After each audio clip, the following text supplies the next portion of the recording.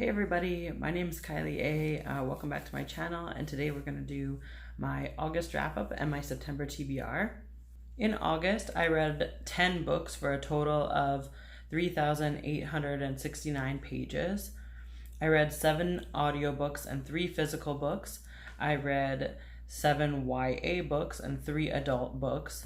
And the genres were 2 contemporary, 1 dystopian, 1 fantasy, 2 romance, and 4 sci-fi.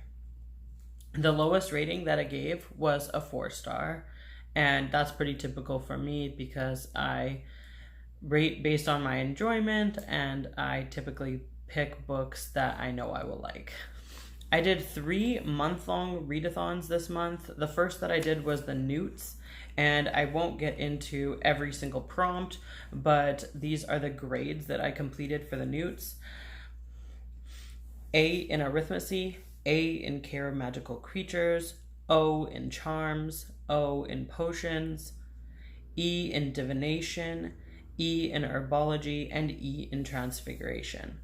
I also participated in the Disney-a-thon, and I was a part of Team Lion King, and I completed all of my prompts for Team Lion King, including the group book, and then after you do that, you get to move on to another team's prompts, which I completed 4 out of 5 of. I just didn't have time to read that group book. So I got my team a total of 160 points for that readathon. I'm not sure which team won that one. I still have to check. I also participated in Mythathon, hosted by Jesse at Bowties and Books. And I was on Team Air, and my team host was the novel Lush. There were 5 prompts, including a group book, but the group book actually completed 4 out of the 5 prompts. And then one of my other books completed the other one. So I completed all the prompts for Mythathon. So I successfully did 3 month-long readathons in the month of August.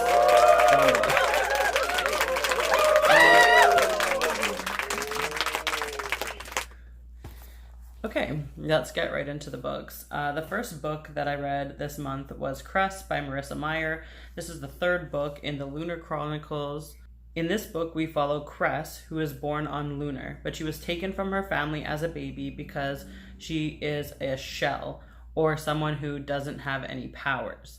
As a young teenager, she is placed on a satellite somewhere in between Luna and Earth. And she is given the task of doing surveillance and hacking and other techie stuff for Queen Lavanna. In this book, Cinder and her pals attempt to rescue Cress from the satellite, and of course, it all goes horribly wrong. I love reading Marissa Meyer books. They have an excellent flow and are really easy to read. There are multiple points of view, so you can see what's happening with all the different storylines, and then they usually all come together by the end of the book. She does a great job of wrapping up the main plot of the book with leaving enough questions left unanswered for you to want to pick up the next in the series. I gave Cress 5 stars. I really loved it, and I'm really enjoying the Lunar Chronicles. I then read They Both Die at the End by Adam Silvera. I read this as an audiobook on Scribd. This book is about 2 teenage boys that get a call from Deathcast, which tells them that they are going to die at some point during the day today. They both use the Last Friend app to connect with each other and find a friend to hang out with on their last day on Earth. They meet, they spend the day getting to know each other, saying their goodbyes to their family and friends, and checking a few things off of bucket lists. This book beautifully discusses topics like love, friendship, regrets, and hope in relation to death, and specifically young people dying. It was very heart-wrenching and thought-provoking. What I didn't like about this book was the occasional point of view that didn't have anything to do with the main storyline.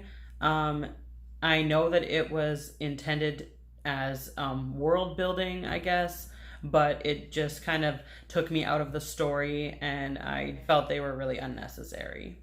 I will add that the title does not lie, and this book had me ugly crying. So you were warned. I gave this book 5 stars.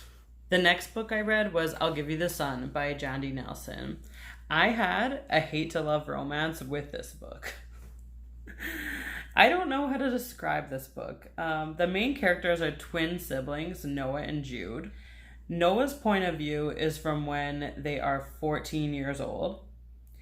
And Jude's point of view is 2 years later when they're 16 years old, and these alternate. The key event in this book is the death of the twins' mother. The book explores the events leading up to that event from both points of view, as well as the relationships that they had with their parents and with each other, and of course, how everyone dealt with her death. This book is a lot of people's favorites, but I found the first half to be boring and kind of weird. Noah has a really interesting way of describing things that I didn't like. It didn't really jive with me and threw me off. And we had Jude interacting with the spirit of her grandmother almost constantly, like as if she was a real person beside her. And I don't know why, but that was just really weird to me, and it just bothered me. I considered DNFing this book at page 190, but I really love family secrets and unraveling them like within a story. And so once we got more into that part of the plot, this book really turned around for me, and I ended up giving it 4 stars. The next book I read was Renegades by Marissa Meyer. This book is, the plot is really hard to summarize because you kind of need a world history to like understand what's going on. So I'm going to try to do that really quickly just so that you get the gist of it. But basically you have prodigies, which are people that have manifested or are born with powers. Like they're like superheroes, but some of their powers aren't really very superhero-y, like traditional superhero powers. They can be totally weird and just really out there. So these prodigies were oppressed. And then a group of prodigies called the anarchists rose up and destroyed the government and took over. They ruled like this for 20 years, and it was complete chaos. Then more prodigies called the Renegades start a war with the anarchists, kill their leader, and win. Now, where this book starts, the Renegades have been in power for about 10 years, and things are a lot better than when the anarchists ran things, but things still aren't great. We have 2 main characters here.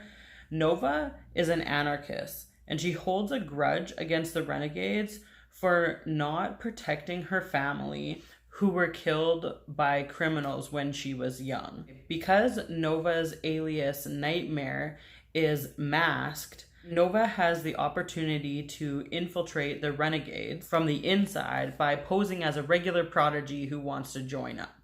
Our other main character is Aiden, who is a renegade born and bred, and through the book, he becomes obsessed with trying to figure out who the Nightmare is, because he believes that she knows something about the mysterious death of his mother. So throughout this book, Nova is undercover, and another of the anarchists does things that threaten to blow her cover quite a few times, and basically Nova has to decide what to do. This was a really fun read. I really enjoyed it, and I gave it 5 stars. The next book I read was Fairest by Marissa Meyer. Fairest is a novella that tells the backstory of Queen Lavanna from the Lunar Chronicles, and you are meant to read it between Cress and winter. This was really excellent. I had a cringe on my face the entire time that I was reading this. I have seen people say that they are hesitant to read this because they are worried that it's going to make them empathize with Queen Lavanna. That is not the case. This chick is pure evil from like when this book starts when she's a teenager. It was definitely part nature, part nurture, but wow. I gave it 5 stars. I really loved it. It was an excellent novella. Then I jumped right into Stars Above by Marissa Meyer. Stars Above is a collection of 10 short stories that take place in the world of the Lunar Chronicles. They were all very good, giving us some more insight into different characters. Some of them could have been skipped as they didn't really add to the overall narrative, but other stories were important and added new and important information that you needed to know going into winter. I used a Read-a-thon hack this month and counted individual stories from this collection as prompts for my NEWTs Read-a-thon. So that's why if you kind of count how many prompts I completed when I gave you the summary at the beginning, it's more than the amount of actual books that I read. It's because I counted individual short stories for certain prompts, and that is a readathon hack that I really suggest using, especially for these month-long readathons that have like 30 plus prompts. It's a really great way to accomplish more. And it's not cheating. I didn't technically finish this book because the last story is meant to be an epilogue to the entire series. So I need to read Winter first and then read that 10th story in that book. So it's 90% complete, so I'm going to call it a win. I gave the short story collection 4 stars. Then I read Aristotle and Dante Discover the Secrets of the Universe by Benjamin Alire Senes. This is a contemporary YA LGBTQIA plus romance, and I really didn't know how to describe the plot of the book. It's definitely very character driven and follows 2 boys as they become really good friends together and explore their relationship with each other. I think the book takes place over about a year and a half.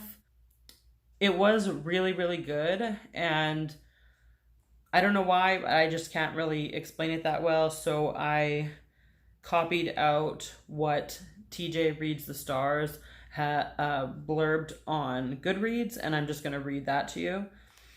Beautiful prose, brilliantly thought out characters, and a wonderful tale of self-discovery and love told with such effortless empathy. Would recommend to anyone.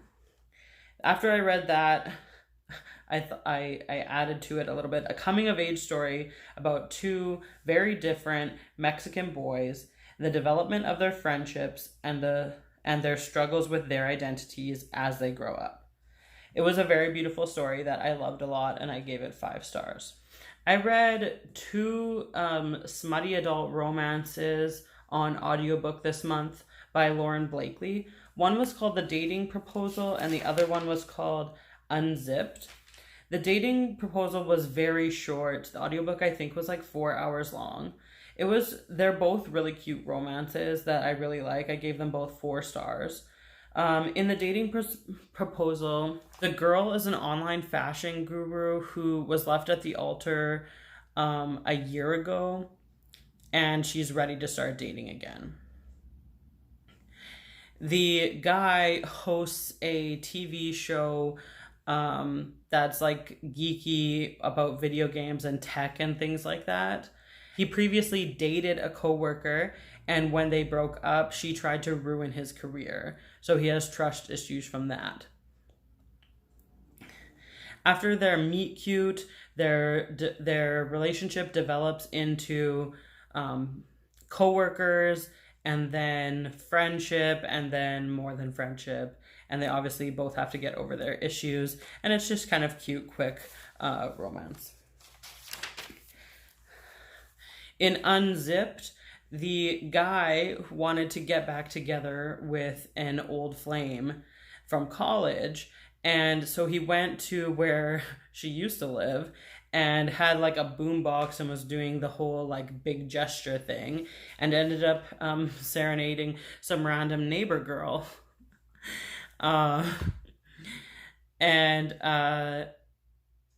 So they go for coffee, and the girl basically agrees to help him find this old college flame and help him get back together with her. And then, of course, that doesn't go down and they fall for each other.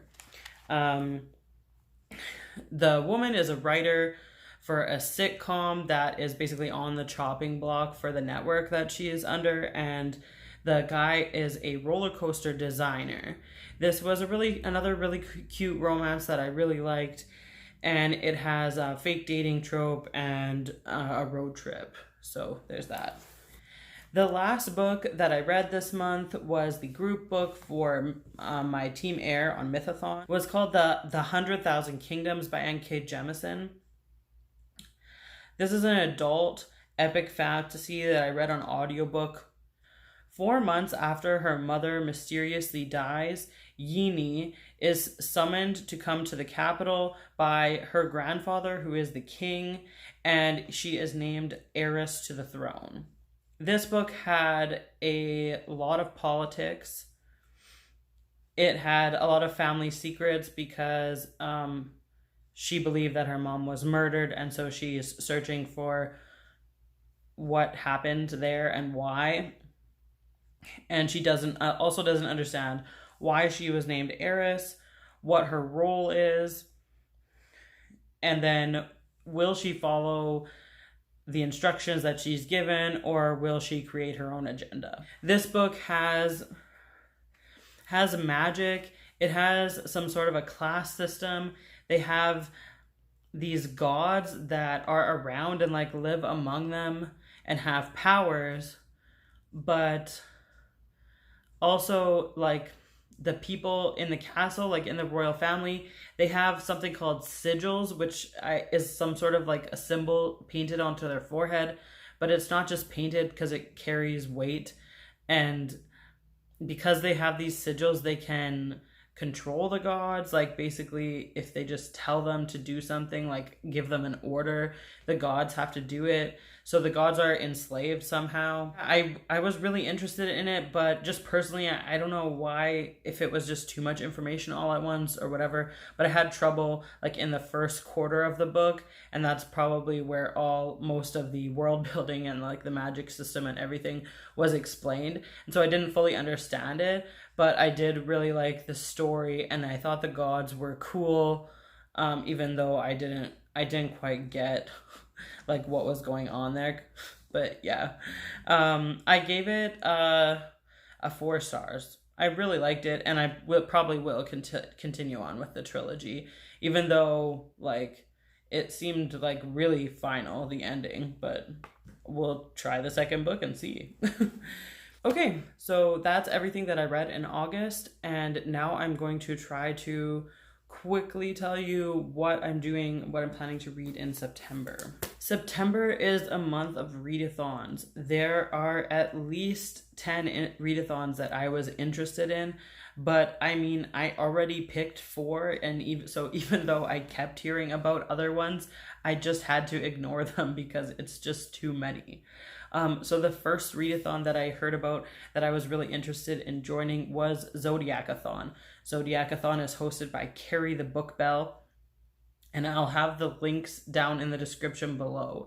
It's a really short mini read-a-thon this time, from September 4th to September 8th, and there are only 4 prompts, and the first prompt is to buddy read a book that shares your moon sign. Now, I'm buddy reading 3 books this month, and I'm not sure if any of the people share my moon sign, so I'm just going to skip that one. The second prompt is to read a book based on your sun sign, so I'm a Virgo, and so that prompt is read a book chosen by somebody else, and I'm also skipping that one. Then prompts 3 and 4 are to read a book based on your rising sign and to read a book with a prompt based on your moon sign. And that's the same for me. And I can't remember what my rising and my moon was, but both of the prompts are to read a sad book. It's the same. I think Sagittarius maybe. And that really sucks But Carrie chose these prompts to basically pick on the sign's weaknesses, and she hit the nail on the head for me with both of those. I looked at those prompts and I was like, don't want anyone to pick a book for me. Don't want to read a sad book. But I had a couple books that I was interested in anyways that were sad, so we're just gonna go with it. I'll be buddy reading Crooked Kingdom with my friend Talia. Crooked Kingdom is the sequel to Six of Crows. At the end of Six of Crows, we have a major cliffhanger, and I'm already started, and it's gonna be great. The other book that I'm going to read is an audiobook called Americana, which has been on my list for quite some time. The second readathon I'm doing is called the Vault-a-thon. The Vault-a-thon is going to be a series of readathons based on underrated Disney movies. The host of that is Margaret from The Word Nerd, and I'll include everything in the description. There are 6 prompts based on all of the characters from the movie Big Hero 6, which is the movie she's chosen to base it on this time. But the group book is Renegades. Well, Renegades I read in August, as you just saw, but I spoke to Margaret and she said that Arch Enemies, which is the sequel to Renegades, would also fill all the prompts, as Renegade covers every single of the 6 prompts.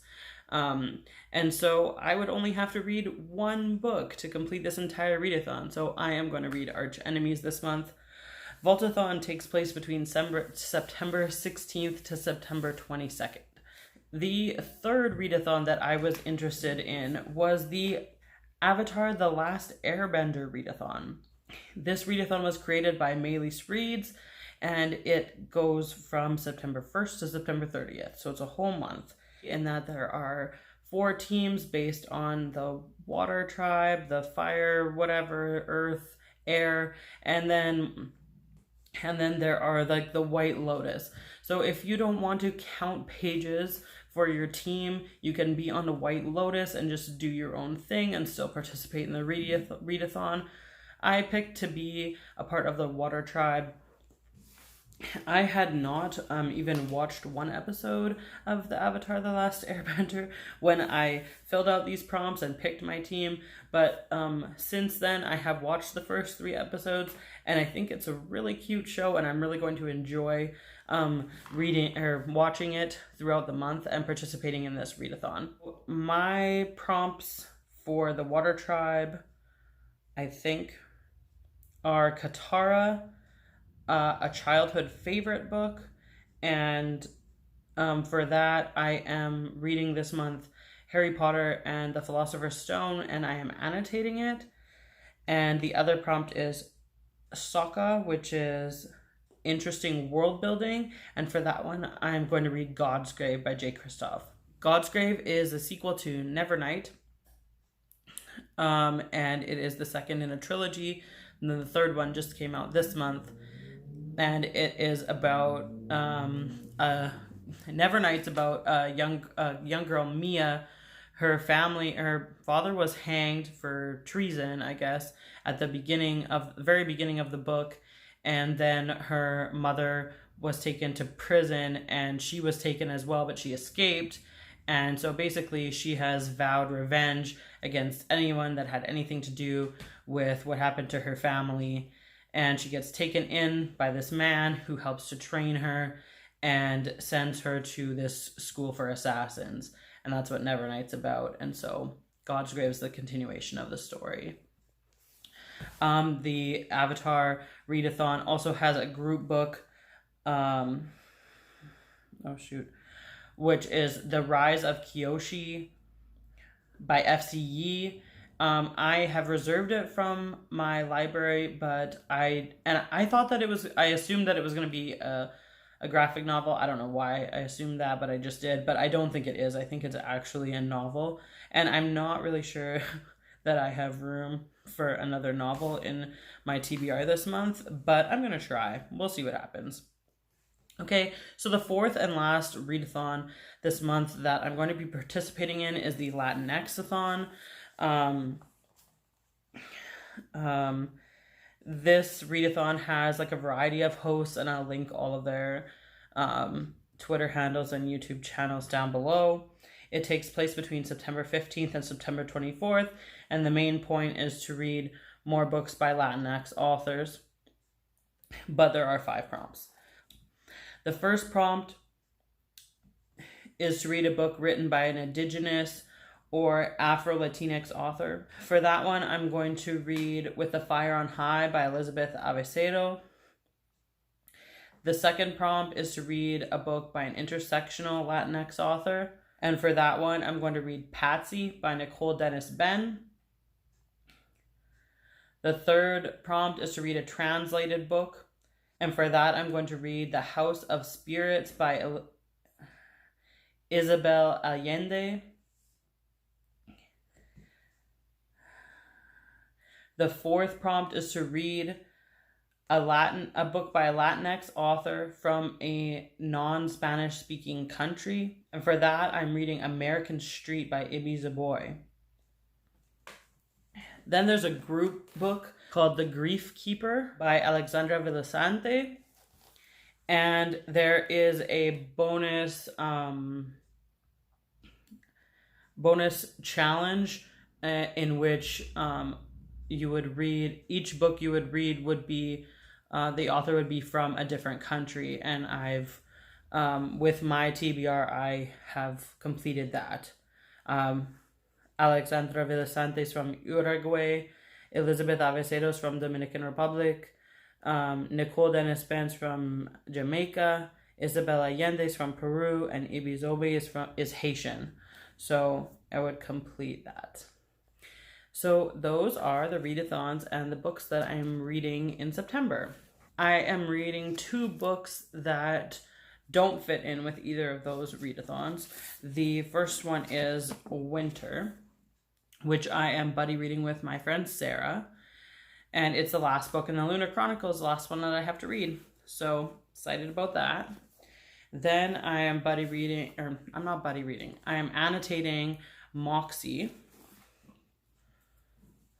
by Jennifer Mathieu. And this is part of an annotation book swap project that I am doing with my friends Zoe and Shelby. As per usual, in September, I have overshot myself with this TBR. If I read everything that I just said that I was going to read, I would read 3,667 physical pages, which would mean I would need to read 123 pages per day. And I would listen to 71.5 hours of audiobooks, which means I need to listen to 4 hours of audiobook for at least 18 days of the month. And I usually only listen to audiobooks when I'm at work because it helps me concentrate at work. So it's a full month of reading. And it's already September 2nd, and I didn't read 123 pages yesterday, and I'm probably not going to read 123 pages today, so I'm already behind. But if you got this far in the video, thank you so much for watching. Let me know down below what you're reading this month and which of the million readathons that you're participating in. You have links to my Goodreads and my Twitter in the description box if you want to talk to me more about books. Other than that, have a great day, and I'll see you next time. Bye.